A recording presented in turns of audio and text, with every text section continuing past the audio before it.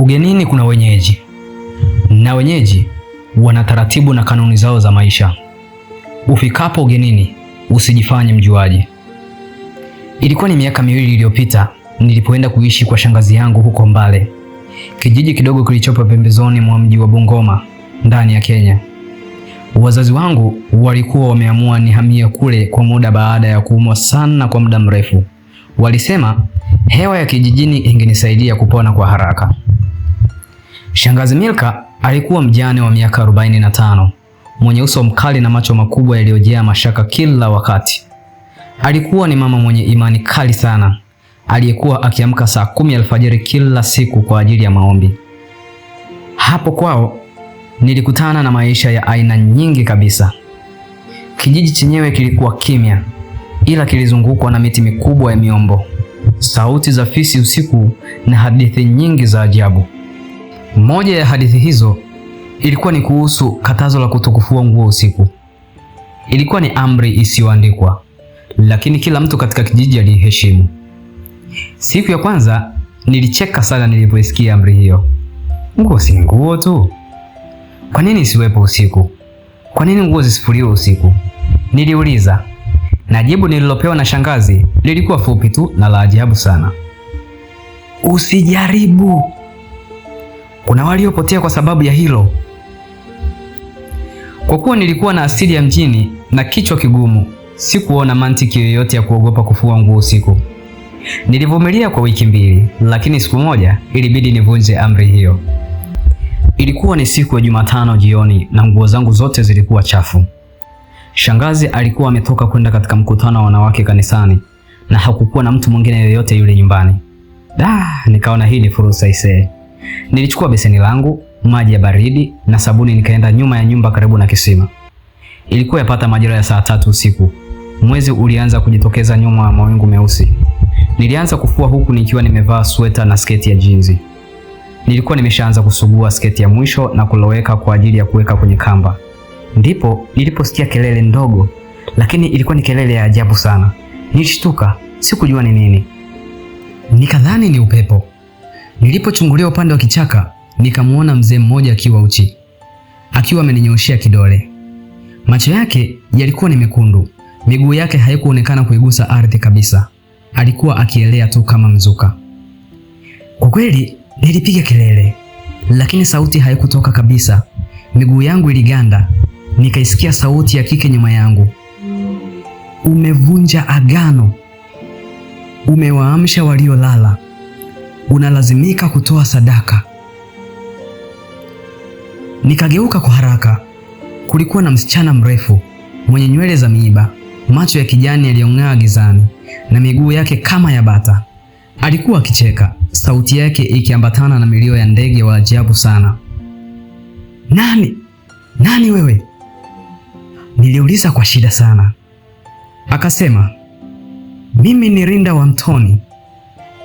Hizi nguo zako ni zako, lakini maji uliotumia ni yetu. Usiku ni wetu. Umevamia utawala wa giza.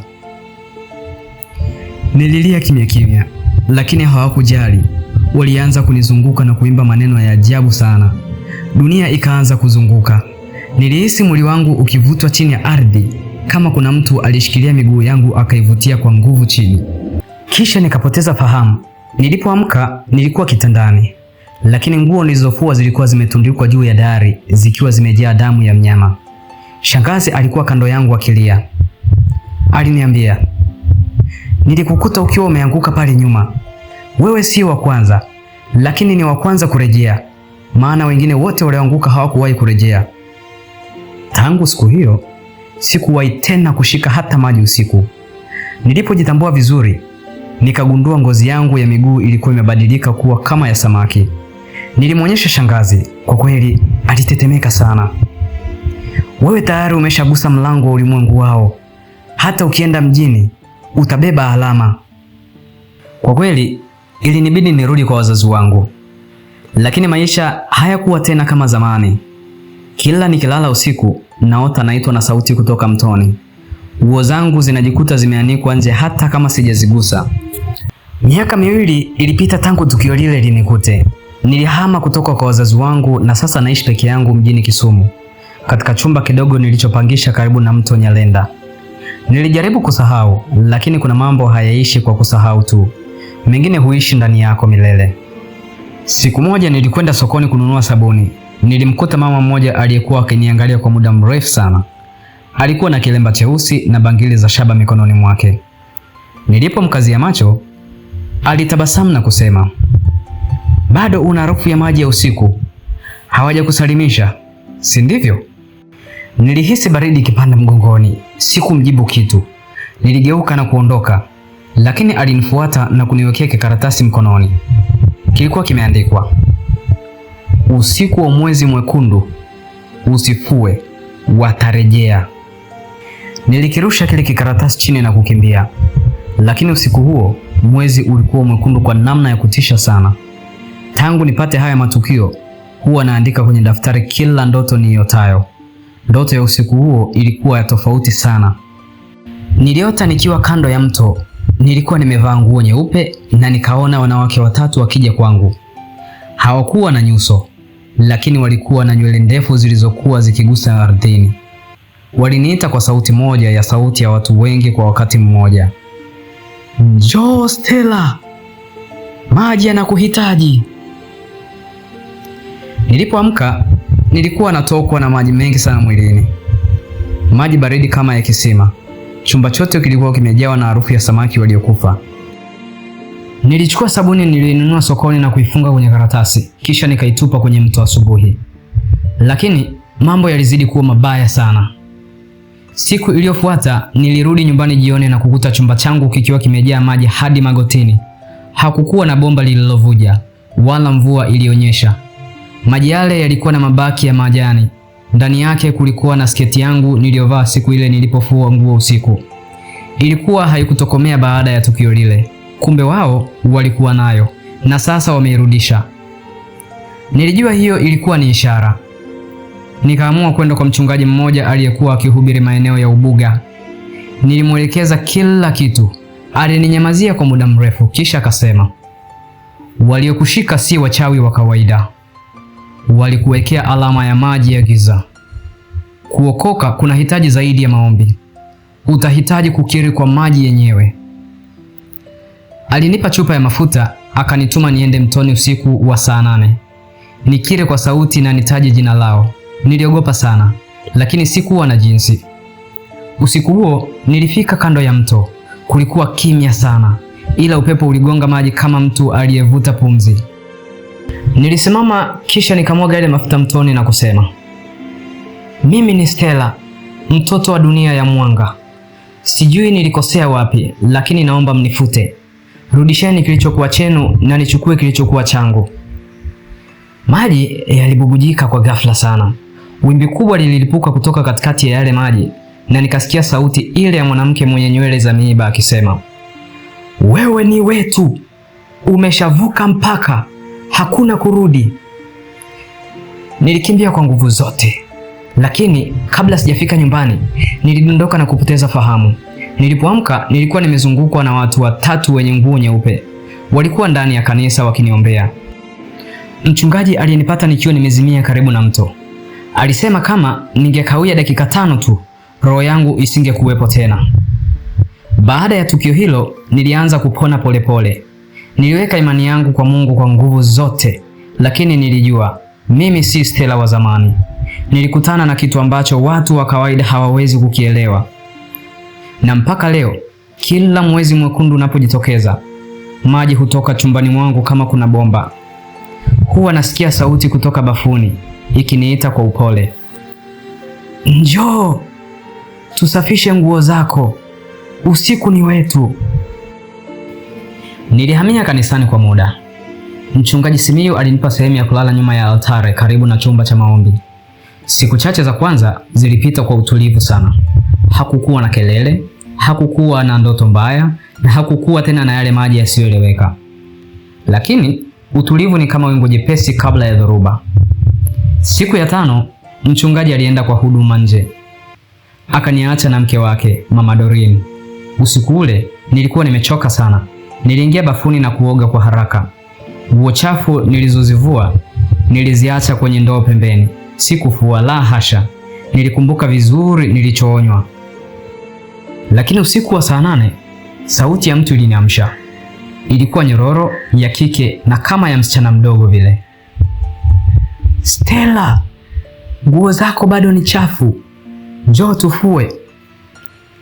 Nilifumbua macho. Nilikuwa nimelala kwenye benchi la mbao. Lakini sasa nilijikuta nimesimama mlangoni kwa bafu.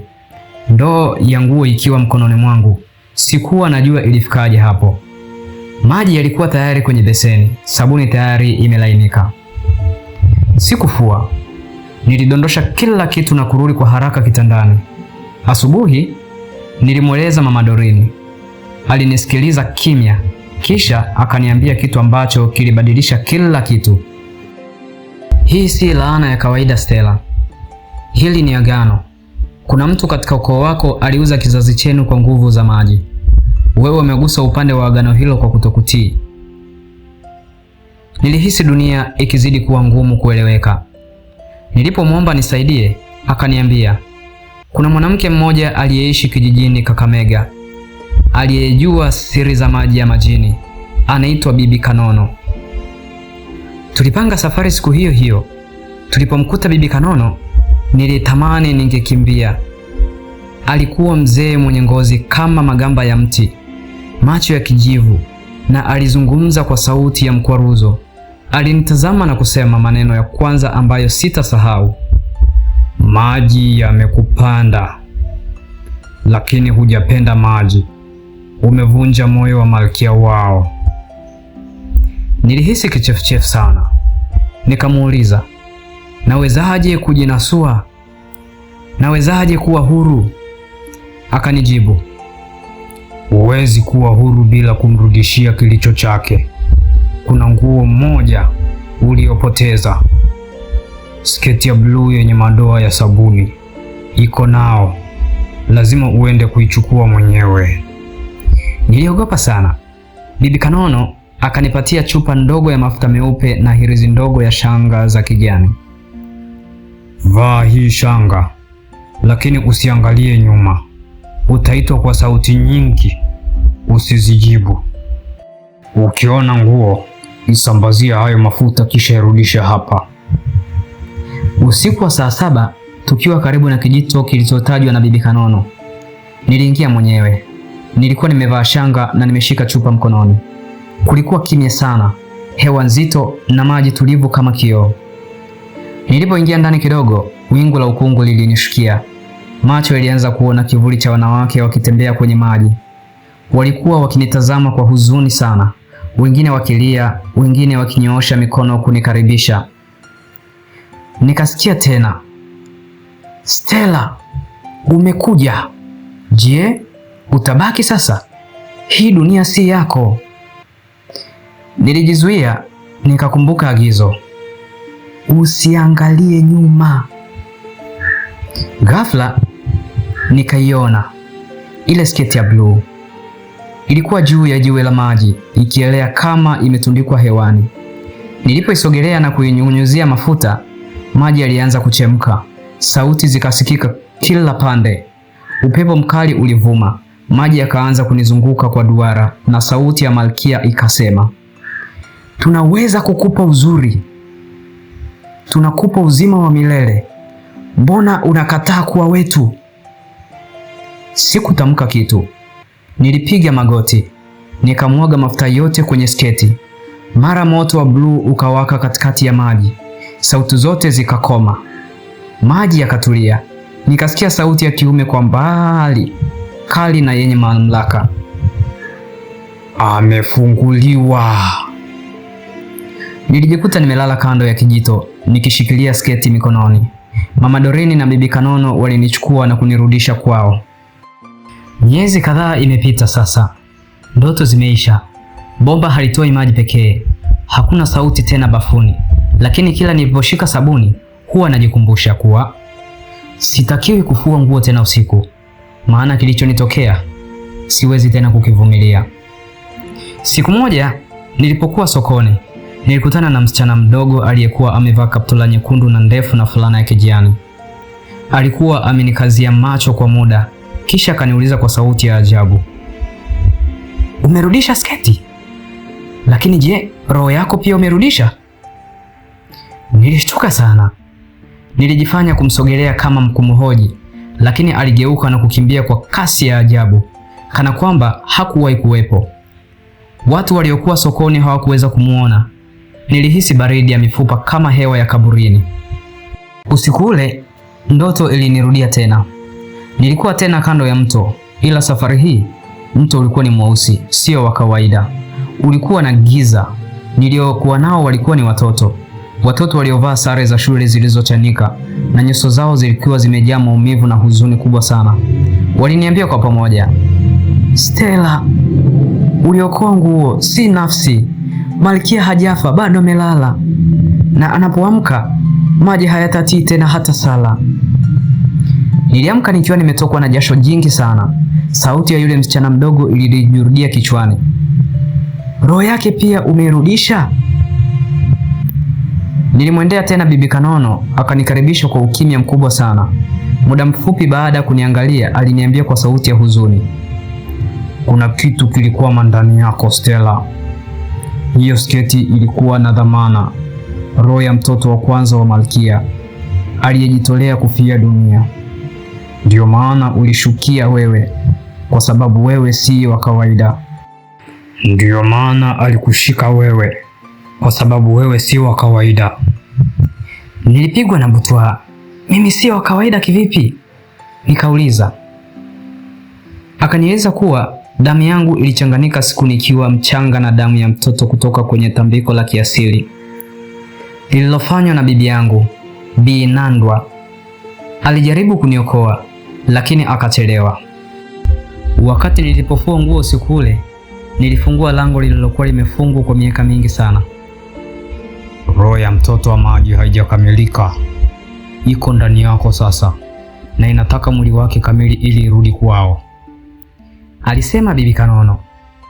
Nilijua sasa nilipaswa kwenda pale ambapo mtoto huyu alizikwa, katika kijiji cha Mbale, ndani ya msitu wa Liandaroro, mahala ambapo malkia huyu wa maji aliahidi kurudi kwa njia ya damu. Tulipofika Mbale, tulikaribishwa na ukimya mzito sana. Wanakijiji walitazama tu kana kwamba walikuwa wakisubiri kitu. Tuliongozwa hadi kwenye eneo la tambiko, sehemu ya mti mkubwa uliokuwa umecharazwa herufi za kigeni. Chini yake kulikuwa na kisima cha maji meupe tulivu kama kioo. Bibi Kanono alitoa chupa ndogo ya damu niliyochukuliwa nikiwa mtoto. Aliniambia nisogee kisimani, nivue viatu na kusema maneno ya kuachilia.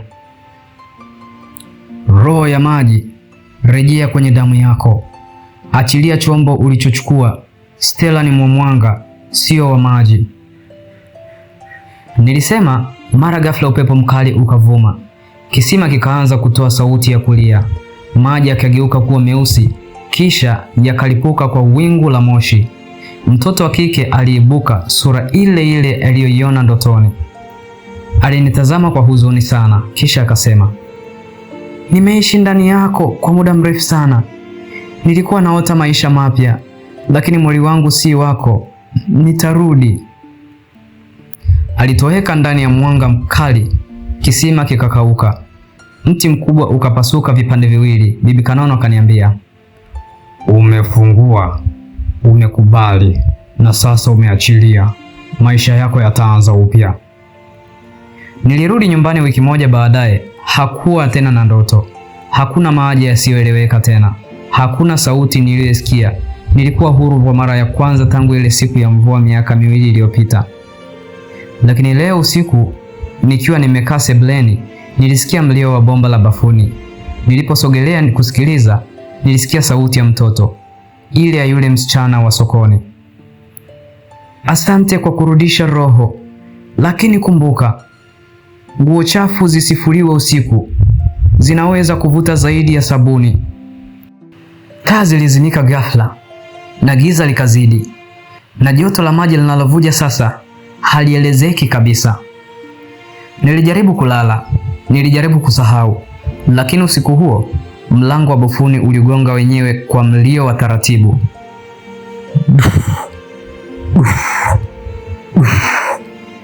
Sikujibu. Nilijifunika vizuri kabisa, lakini mlango ukaendelea kugonga. Mara hii kwa sauti, "Fungua! Hatukuja kuchukua, tumekuja kurudisha." Nilijua wazi hii haikuwa sauti ya mwanadamu, ilikuwa ni nzito, ya kina kama mawingu kutoka shimoni. Kwa hofu nilipiga simu kwa Mama Dorini. Aliniitikia haraka, akanituma niende kanisani mara moja. Akaniambia, "Usisubiri hata kuchukua viatu, kimbia." Nilichukua tu koti kisha nikafunga mlango wa nyumba yangu. Niliposogea barabarani, nilihisi ardhi ikitetemeka chini ya miguu yangu, kama kuna kitu kikubwa kilikuwa kinajongea chini ya ardhi. Nilifika kanisani kwa jasho sana na mapigo ya moyo yasiyoeleweka. Tulianza maombi mara moja. Mchungaji Simiyu naye alikuwepo. Safari hii alikuwa na wachungaji wawili waliobobea katika huduma ya mapepo ya maji. Waliingia na chupa za mafuta ya nardi na Biblia kubwa zilizoandikwa kwa Kiswahili cha kale. Baada ya maombi ya muda mrefu, mchungaji aliniacha nielezee kila kitu. Nikasimulia toka mwanzo, toka kufua nguo usiku mpaka kurudisha nguo ya maji mpaka sauti ya mtoto. Alinitazama kwa muda kisha akasema, "Stella, hii si laana tena. Hili ni mlango. Umekuwa lango halali la ulimwengu wa maji kuwasiliana na dunia ya wanadamu. Walipoingia ndani yako, waliweka alama, na hiyo alama bado ipo." Nilishindwa kuzuia machozi yangu. "Kwani nitapona lini?" Nikauliza kwa sauti ya maumivu. Akaniambia, "Kuna hatua moja tu iliyobaki. Lazima tufungue mlango kwa damu, na sio damu ya tambiko, bali damu ya sadaka hai, yaani wewe." Nilishtuka sana, nikazidi kuchanganyikiwa. Nilimuuliza, "Unamaanisha niuawe?" Akanitikisa kichwa kisha akasema, "Hapana, tunamaanisha lazima ujitoe kikamilifu kwa Mungu kwa agano jipya, lakini uokoke kwa kweli, si kwa maneno. Lazima utembee kwa mwanga kabisa, kwa sababu giza lililokushika tena hutapona." Siku hiyo nilibatizwa, nikavaa vazi jeupe, nikashika msalaba, nikakiri imani yangu. Wakati wa ibada, upepo mkubwa uliingia kanisani, lakini kila mtu aliendelea kuimba. Vioo vilipasuka, taa zikazimika, lakini hakuna aliyekimbia. Waliimba kwa sauti, "Damu ya Yesu inaponya, damu ya Yesu yashinda." Niliposujudu kwenye madhabahu, nilihisi kitu kikubwa kikitoka ndani yangu, kama jiwe au kama mwamba wa muda mrefu. Nililia kama mtoto mdogo, na kwa macho ya kiroho niliwaona wakiondoka, wale wanawake wa maji, yule mtoto na kivuli cha yule malkia aliyekuwa akinifuata kila siku. Waliondoka. Kwa mara ya kwanza walienda bila sauti. Leo nayasimulia haya nikiwa mtu wa tofauti sana. Nyumba yangu imebarikiwa. Maji ni maji, sabuni ni sabuni, na nguo nazifua mchana kwa furaha kabisa. Sikuogopi tena. Lakini kabla sijamaliza, kuna jambo moja la mwisho. Leo asubuhi nilikuta barua kwenye mkeka wa mlango wangu. Hakuna mtu alionekana kuiweka. Ilikuwa imeandikwa kwa maandishi ya maji ikisema, "Asante kwa kutufungulia lango. Hatutahitaji tena kurudi kwa sasa. Lakini kumbuka, kuna wengine wengi wanaofua nguo usiku, na hatuna miujiza ya huruma kwa wote. Sema, waambie, usifue nguo usiku."